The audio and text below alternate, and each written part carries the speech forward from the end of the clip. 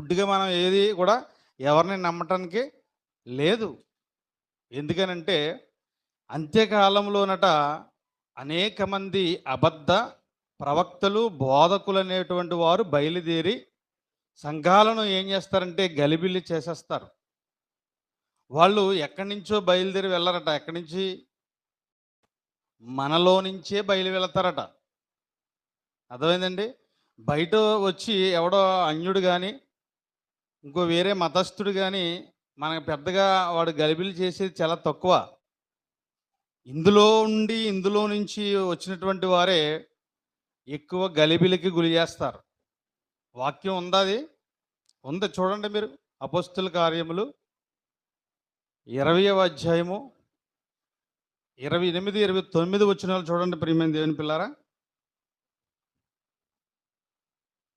తొందరగా తీయండి.